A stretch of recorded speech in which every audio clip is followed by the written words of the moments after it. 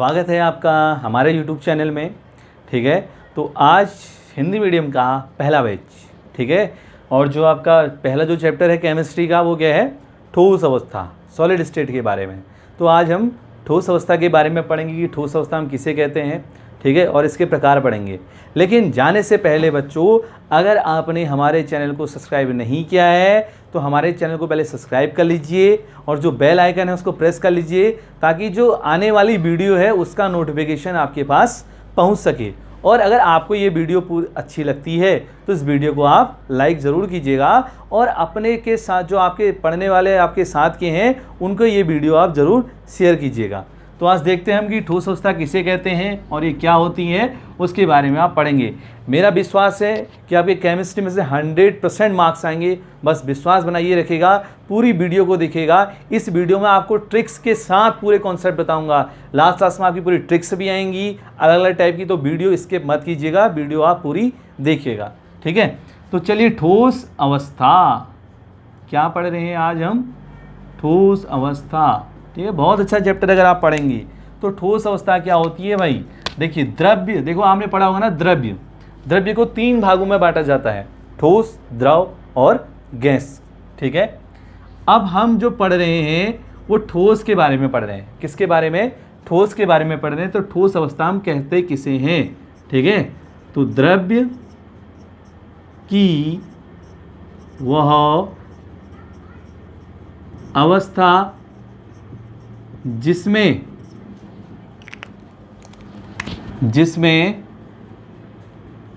घटक कण, constituent particles English में इनको कहते हैं, परमाणु, आयन या अणु होते हैं तो क्या कहते हैं उसको, ठोस अवस्था कहलाता है। द्रव्य की वह अवस्था जिसमें घटक कण, परमाणु, आयन या अणु होते हैं ठोस अवस्था कहलाता है। जैसे NaCl, ठीक है। जैसे आपके बहुत सारे एग्जाम्पल हो सकते हैं ठोस के, ठीक है। तो ये हो गया ठोस, ठीक है।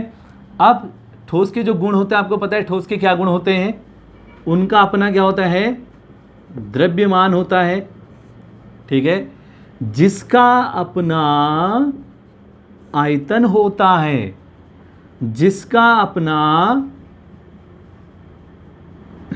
आकार होता है, जिसका अपना द्रव्यमान होता है, जिसका अपना आयतन होता है, जिसका अपना आकार होता है, उसे हम ठोस कहते हैं, ठीक है। समझ में आया। अब हम बढ़ेंगे आगे की ओर, ठीक। तो ठोस आपको समझ में आ गया है, तो अब हम पहुंचेंगे बच्चों आगे की ओर, और आगे आप पूरे ट्रिक्स के साथ पूरे कॉन्सेप्ट पढ़ोगे, ठीक है। तो ठोस हमारे पास 2 प्रकार के होते हैं, क्योंकि अब हम जो पढ़ रहे हैं, हमारी जो हेडिंग है वो क्या है, ठोसों का वर्गीकरण, ठोसों का वर्गीकरण,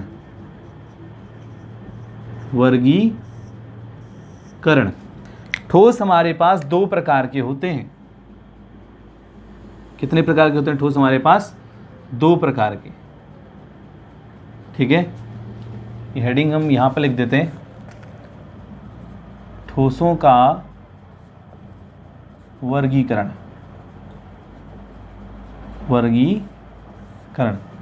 ठोस हमारे पास 2 प्रकार के होते हैं और वो कौन कौन से होते हैं वो देखते हैं, ठीक है।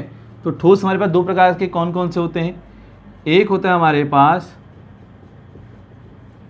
अक्रिस्टलीय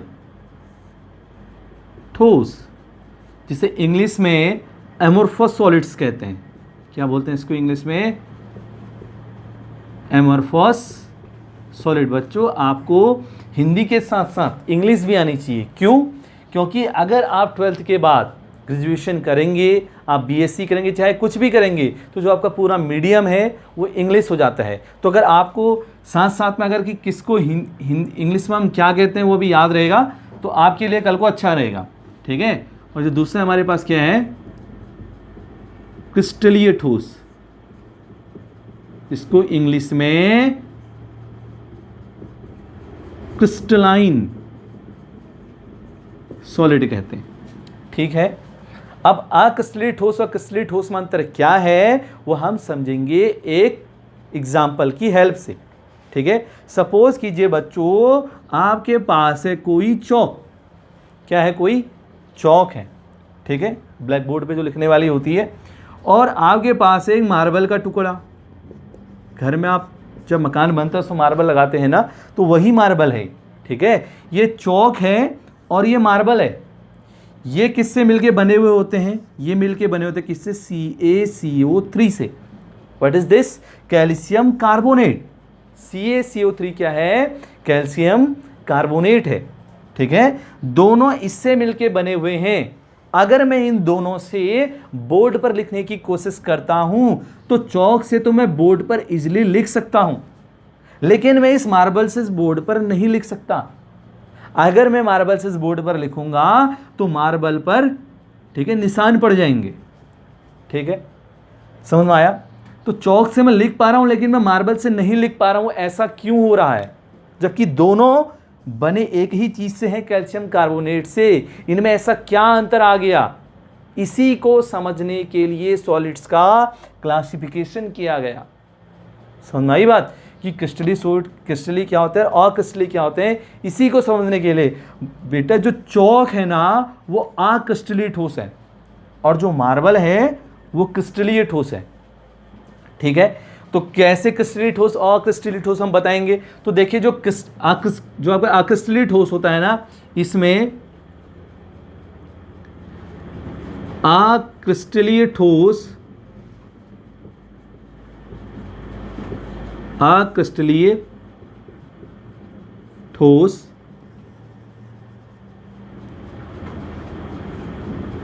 का आकार अनिश्चित होता है। कैसा होता है इनका आकार? अनिश्चित होता है। जबकि जो क्रिस्टलीय ठोस होते हैं, क्रिस्टलीय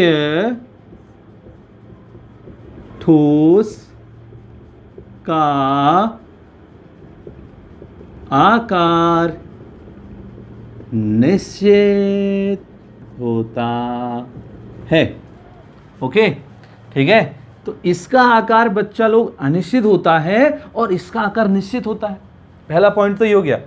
ठीक है, कि क्रिस्टलाइन सॉलिड्स, ठीक है, इनका जो शेप होता है वो डेफिनेट शेप होता है, लेकिन इनका डेफिनेट शेप नहीं होता है। सबसे पहला डिफरेंस इन दोनों के बीच में। ठीक है, लेकिन अगर बात करते हैं बच्चा लोग दूसरे डिफरेंस की, तो दूसरा डिफरेंस क्या होता है इनके बीच में? ठीक है, तो सेकंड डिफरेंस क्या होता है कि इनमें संरचनात्मक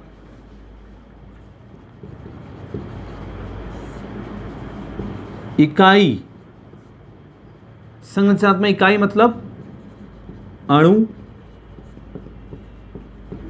परमाणु या आयन की व्यवस्था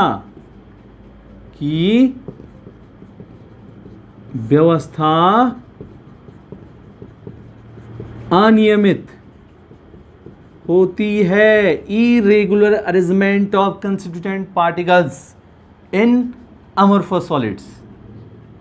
इनमें संरचनात्मक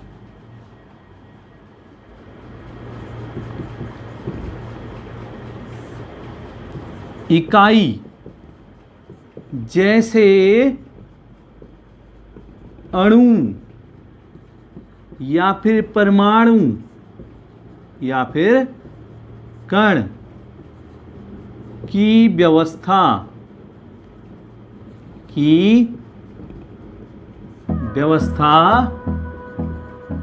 नियमित होती है। Regular arrangement of constituents particles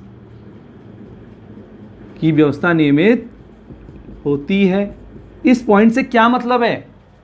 कि ये अनियमित होती है, नियमित होती है, रटना नहीं है, किसी भी चीज़ को समझना ज़रूरी है। मेरा उद्देश्य है कि आप हर एक पॉइंट्स को डीपली समझें, ठीक है। तो देखिए कैसे हम इसको समझेंगे, ये अनियमित है, नियमित है। तो देखिए अगर हम बात करते हैं बच्चा लोग क्रिस्टलीय सॉलिड की, ठीक है, क्रिस्टलीय जो ठोस होते हैं, तो उनमें जो आपके घटक कण होते हैं ना, जो संरचनात्मक इकाई होती है, वो अणु भी हो सकता है, वो परमाणु हो सकता है, वो आयन होता है, वो इस तरीके के होते हैं, इस तरीके से व्यवस्थित रहते हैं।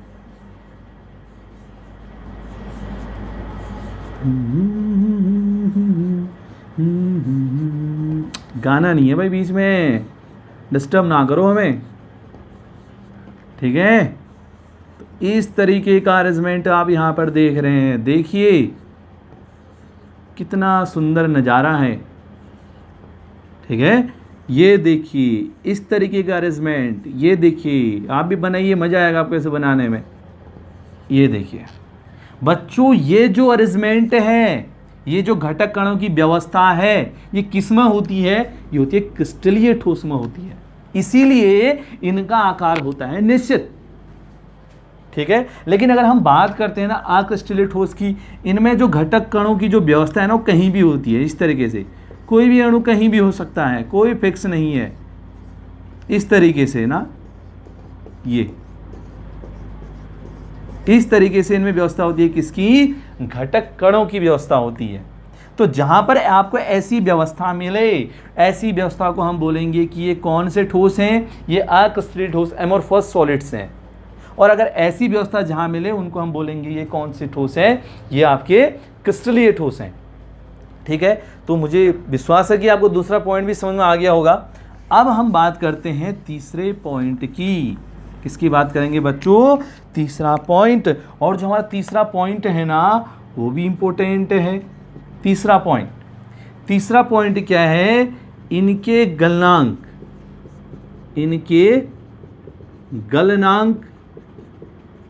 तीक्ष्ण नहीं होते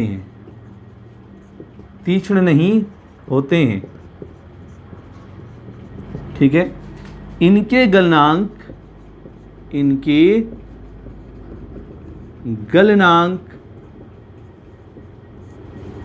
तीक्ष्ण होते हैं। अब एक वर्ड है यहाँ पर तीक्ष्ण, इंग्लिश में इसको बोलते हैं शार्प, ठीक है। तो तीक्ष्ण क्या होता है बच्चों, और तीक्ष्ण नहीं है, इसका मतलब क्या है? तो देखिए, अब सबसे पहला वर्ड है यहाँ पर गलनांक। क्या होता है ना, गलनांक किसे कहते हैं हम, ठीक है। एक ऐसा जिस पर कोई ठोस द्रव में परिवर्तित हो जाए, एक ऐसा ताप जिस पर कोई ठोस द्रव में परिवर्तित हो जाए, उस ताप को बोलेंगे गलनांक। क्या बोलेंगे? गलनांक कहेंगे, ठीक है। अब देखिए, लेकिन जो इनके गलनांक तीक्ष्ण, उसका मतलब क्या है? सपोज कीजिए आपके पास कोई ठोस है, ठीक है, आपको इसको मेल्ट करना है, इसको गलाना है। तो कैसे वो करेंगे? तो आप, ठीक है, इसको मेल्ट करने के लिए क्या करेंगे? ताप बढ़ाएंगे। क्या करेंगे? ताप कैसे बढ़ाएंगे? हीट करेंगे, इसको आग लगाएंगे इसके, ठीक है। इस पर आप हीट करेंगे, फायर आप इस पर लगाएंगे और ये हीट होगा। और जब अभी हीट होगा तो क्या होगा? इसका टेम्परेचर बढ़ेगा, ठीक है। तो टेम्परेचर बढ़ेगा, सपोज कीजिए कि इसका जो गलनांक है वो 120 डिग्री सेल्सियस। कितना है इसका गलनांक? 120 डिग्री सेल्सियस है। और जब हमारा टेम्परेचर पहले 50 था, 50 से 100 हुआ, 100 से 120 हो गया, लेकिन ये फिर भी नहीं गला। तो सपोज कीजिए कि जो टेम्परेचर 120 से अब ये थोड़ा हमने और बढ़ाया, तो ये 122 डिग्री टेम्परेचर पे पहुंच गया। अब ये गलना स्टार्ट हो गया। तो जब ये गलना स्टार्ट हुआ, इसका मतलब हुआ कि ज़्यादा डिफरेंस तो नहीं है, 2 का ही डिफरेंस है, 120 और 122। तो इस टाइप के गलनांक को हम बोलेंगे तीक्ष्ण। यानी जो टेम्परेचर था ये उसी पर ही गल गया, उससे थोड़ा सा आगे पीछे हुआ, ज़्यादा अंतर नहीं हुआ, उसको बोलेंगे तीक्ष्ण। तीक्ष्ण नहीं है का मतलब क्या है? कि अगर टेम्परेचर 120 है और वो गल रहा है 150 पर, बहुत अंतर हो गया ना, 30 का अंतर हो गया, ठीक है। तो जब टेम्परेचर में ज़्यादा डिफरेंस हो तो उसको बोलेंगे हम ये तीक्ष्ण नहीं है। और जब डिफरेंस में बिल्कुल ना के बराबर डिफरेंस हो तो उसको बोलेंगे हम इनके गलनांक तीक्ष्ण है। समझ में आया? ठीक है। तो चलिए अब आगे बढ़ते हैं इसी के साथ, ठीक है। और जो हमारा फोर्थ पॉइंट है बच्चों, मज़ा आएगा केमिस्ट्री पढ़ने में, बहुत मज़ा आएगा, ठीक है। तो आप 3 पॉइंट तो समझ चुके हैं, ठीक है। अब जो हमारा फोर्थ पॉइंट है इनकी, अब ये तो मोस्ट इम्पोर्टेंट है, जो आपका ये पॉइंट है ये मोस्ट इम्पोर्टेंट है। देखिए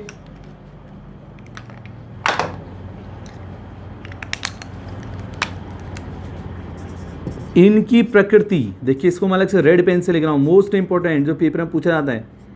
इनकी प्रकृति होती है समदैशिक, इनकी प्रकृति समदैशिक होती है, जबकि इनकी प्रकृति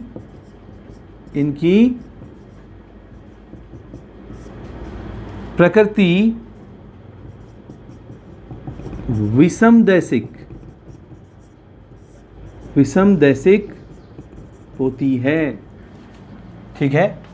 इनकी प्रकृति समदैशिक होती है और इनकी प्रकृति विषमदैशिक होती है। इसका क्या मतलब है?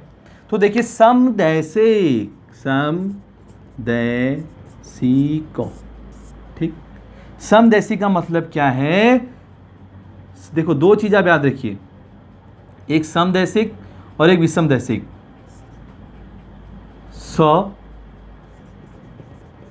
समान भौतिक गुण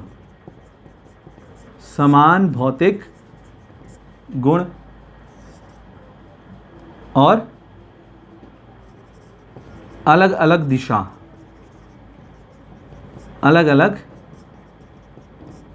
दिशा, ठीक है। इस प्रकार के ठोसों के जो भौतिक गुण हैं, जैसे विद्युत चालन, जैसे अपवर्तनांक,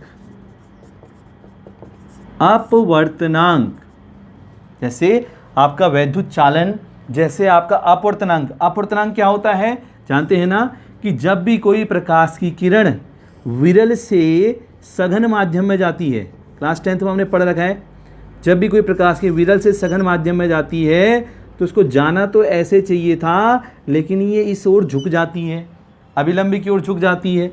और अभिलंब के जो बीच में कोण बनता है, इसी को नापने के लिए एक टर्म्स का यूज किया जाता है, उस टर्म को बोलते हैं अपवर्तनांक। क्या बोलते हैं उसको? अपवर्तनांक कहते हैं, ठीक है। तो इनकी जो प्रकृति है, ठीक है, वो समदैशिक है। इसका मतलब क्या है कि इस प्रकार के ठोस अलग अलग दिशा में समान भौतिक गुण प्रदर्शित करते हैं, ठीक है। अलग अलग दिशा में इनके भौतिक गुण क्या होते हैं? समान होते हैं। समदैशिक का मतलब ये है, ठीक है। पेपर में क्वेश्चन आता है कि अक्रिस्टलीय ठोस समदैशिक प्रकृति के होते हैं। क्यों होते हैं? क्योंकि ये अलग अलग दिशा में समान भौतिक गुण प्रदर्शित करते हैं, इसीलिए इनकी जो प्रकृति होती है वो समदैशिक होती है। लेकिन बच्चों, इसको याद करने के लिए मैंने आपके लिए एक ट्रिक भी बनाई है। हाँ देखिए, इनकी प्रकृति क्या है? समदैशिक। इसके लिए एक ट्रिक बनाई है। वो ट्रिक क्या है तो ध्यान से देखिए। सऊदी अरब ना, अब बच्चे कंफ्यूज होते हैं कि इनके पास समदैशिक किसकी होती है, विषमदैशिक किसकी होती है। तो क्या करते हैं कंफ्यूजन के उसमें, कि जो जिसमें समदैशिक लिखना था उसमें विषमदैशिक लिख के आ गए, और जिसमें विषमदैशिक लिखना था उसमें समदैशिक लिख के आ गए। तो इससे क्या हो गया कि आपने आते हुए भी वहाँ पर ये चीज़ गलत कर दी है। तो आपका गलत ना हो पेपर में, इसीलिए मैंने आपके लिए एक ट्रिक बनाई है, सऊदी अरब। क्या ट्रिक बनाई है? अगर आपको अक्रिस्टलीय ठोस याद रखना है तो सऊदी अरब की आपको ट्रिक लगानी है। सऊदी अरब का मतलब क्या है कि सऊदी अरब से मतलब है कि सऊदी का मतलब समदैशिक, अरब का मतलब हो गया अक्रिस्टलीय ठोस। देखो बच्चों कितनी सिंपल ट्रिक है। सऊदी अरब, अक्रिस्टलीय ठोस की समदैशिक प्रकृति होती है। तो क्या ट्रिक याद रखनी है? सऊदी अरब, ठीक है। जबकि अगर आपको ये ट्रिक भूल जाते हैं तो उसके लिए ट्रिक है, किसके लिए? क्रिस्टलीय ठोस के लिए। उसके लिए ट्रिक है विकी। क्या है उसके लिए ट्रिक? विकी। वी का मतलब यहां पर है विषम दैसिक, विषम दैसिक। और की का मतलब है, यहां पर छोटी की बनाइए, विकी छोटी की बनाना है, क्रिस्टलीय, क्रिस्टलीय ठोस। ठीक है, ठीक है।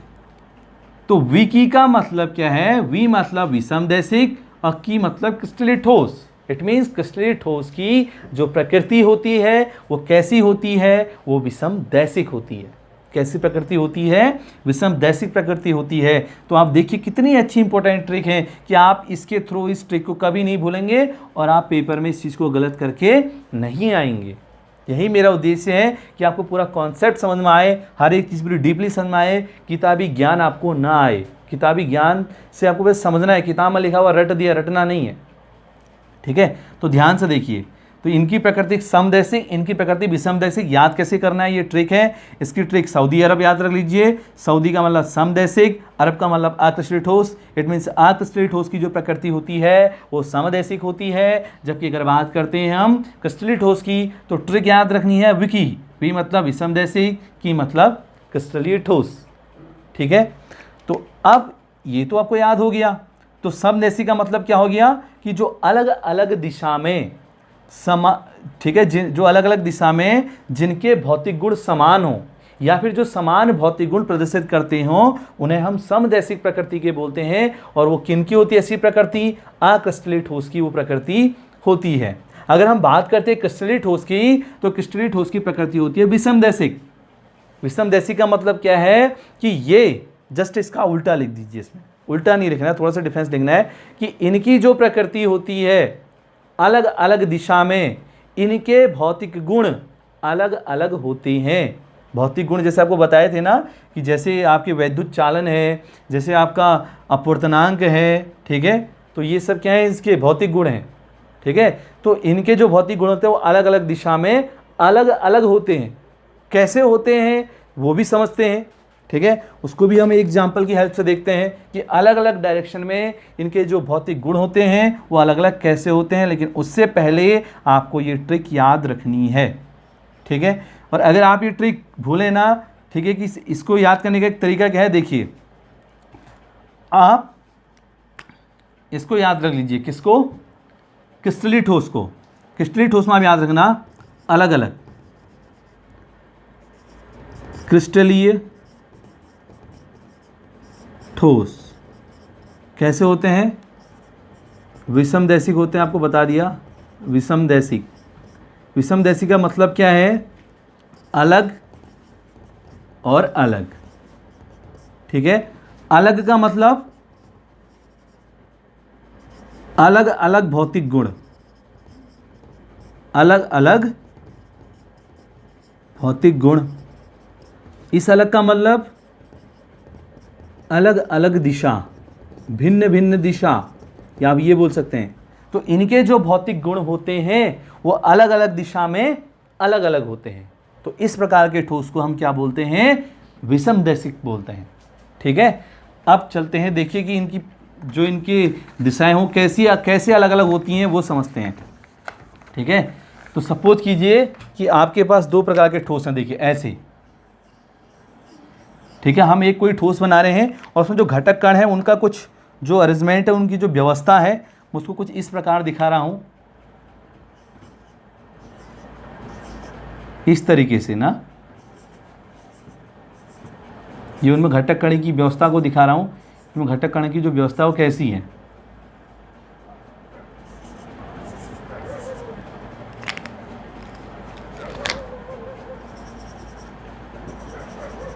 ये दूसरा टाइप का घटक कण है, इस तरीके का।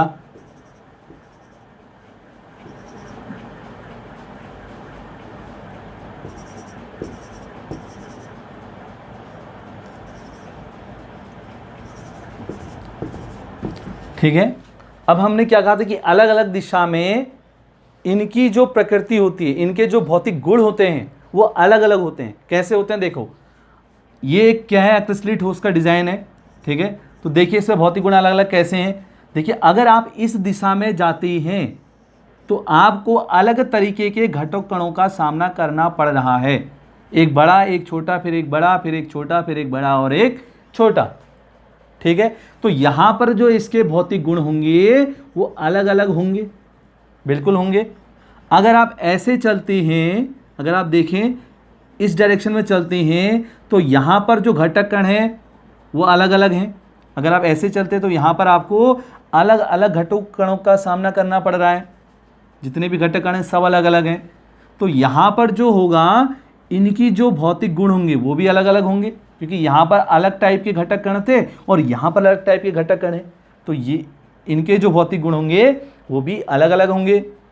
अगर आप ऐसे चलते हैं तो इस डायरेक्शन में भी जो घटक कण हैं वो अलग अलग प्रकार के हैं, और जब अलग अलग प्रकार की हैं तो इनके भौतिक गुण भी अलग अलग प्रकार के होंगे। ठीक है, तो यानी अगर आप अलग अलग डायरेक्शन में चलते हैं, अगर आप अलग अलग दिशा में चलते हैं तो इनके भौतिक गुण भी अलग अलग होते हैं। और पदार्थ की इसी प्रकृति को हम विषमदैशिक प्रकृति कहते हैं। ठीक, मुझे विश्वास है कि आपको समझ में आया होगा। अगर आपको समझ में आ रहा है, आपको लाइक करते रहना है। ठीक है, तो चलिए अब जो इसका नेक्स्ट पॉइंट है वो समझते हैं।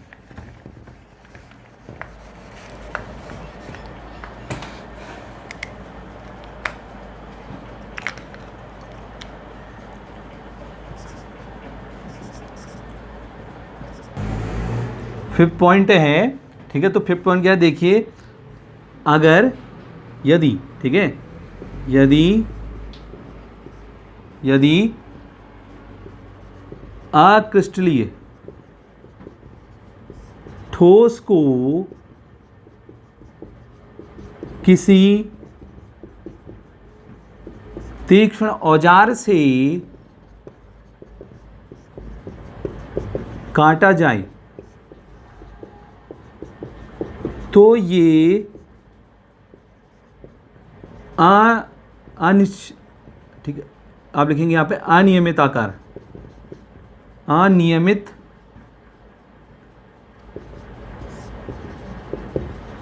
आकार के भागों में विभाजित होते हैं, विभाजित होते हैं।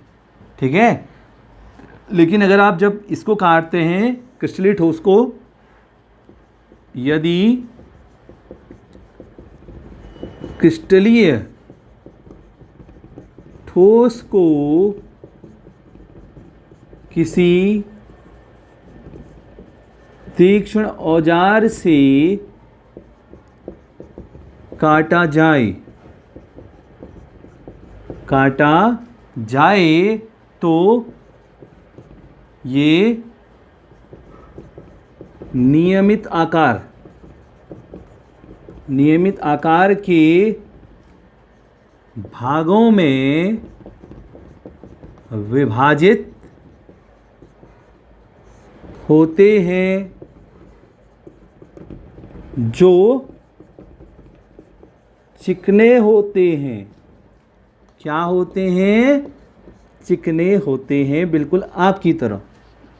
ठीक है, आई बात समझ में? ठीक है, जैसे देखो मार्बल को अगर आप किसी तीक्ष्ण औजार से काटते हैं तो वो क्या होता है, बिल्कुल अलग अलग पार्ट में डिवाइड हो जाता है, एक फिक्स पार्ट में डिवाइड हो जाता है। ठीक है, जिसके कोने होते हैं, जिसके किनारे होते हैं। ठीक है, और क्या होता है, वो बहुत ही स्मूथ होता है, इसको बहुत ही चिकना होता है। लेकिन अगर आप जब चौक को काटते हैं तो आप उसको काटते हैं तो क्या होता है, वो अनियमित आकार में कन्वर्ट हो जाता है। वो तो नियमित आकार के दो बराबर भागों में कटता है, लेकिन अगर बात करें इनकी तो ये अनियमित आकार के भागों में कट जाता है, जिसका कोई आकार ही नहीं होता। ठीक है, और जो कैसा होता है, खुरदरा टाइप का। ठीक है, तो इस टाइप के ठोस को हम क्या बोलेंगे, अक्रिस्टलीय ठोस कहेंगे, और इसको हम क्रिस्टलीय ठोस कहेंगे। इसके एग्जाम्पल ले लीजिए, जैसे, ठीक है, अक्रिस्टलीय ठोस के जैसे कांच है, आपका प्लास्टिक है। ठीक है, बहुत सारे एग्जाम्पल हैं। इसका एग्जाम्पल है कॉपर हो गया, और NaCl हो गया, और आपका ग्लूकोज हो गया, क्वार्ट्ज हो गया, और आपका डायमंड हो गया। ये जितने भी एग्जाम्पल हैं ये क्या किसके हैं, ये सब क्रिस्टलीय ठोस के एग्जाम्पल हैं, और ये जो एग्जाम्पल हैं वो आपके अक्रिस्टलीय ठोस के एग्जाम्पल हैं। लेकिन इसी के साथ साथ अक्रिस्टलीय ठोस में एक गुण और पाया जाता है, वो क्या गुण है, इन्हें असिदित द्रव कहते हैं। क्या बोलते हैं इन्हें, असिदित द्रव। इन्हें हम देखिए, इन्हें हम क्या बोलते हैं, असिदित द्रव भी कहते हैं। किन्हें, अक्रिस्टलीय ठोस को। क्यों कहते हैं, क्योंकि इनमें बहने का गुण पाया जाता है। जैसे ही आप कांच को मेल्ट करते हैं तो कांच मेल्ट होकर बह जाता है और तुरंत एक आकार ले लेता है, और वह आकार निश्चित नहीं होता है। फिर से अगर आप उसको फिर मेल्ट करते हैं तो फिर आप उसको कांच में कन्वर्ट कर सकते हैं, इसीलिए इन्हें हम असिदित द्रव कहते हैं। ठीक है, तो ये था कि क्रिस्टलीय ठोस और अक्रिस्टलीय ठोस में अंतर क्या है। मुझे पूरा विश्वास है कि आपको ये पूरा कॉन्सेप्ट विथ ट्रिक्स के साथ समझ में आ गया होगा। ठीक है, और अगर आपको ये वीडियो अच्छी लगती है तो हमारे चैनल को सब्सक्राइब कीजिएगा और उस चैनल को लाइक कीजिए, उससे और जो आप बेल आइकन है उसको भी आप प्रेस कीजिए, ताकि जो आने वाले नोटिफिकेशन है वो आप तक पहुंच सकें। ठीक है, तो चलिए मिलते हैं अगली वीडियो में। ठीक है, तब तक बाय।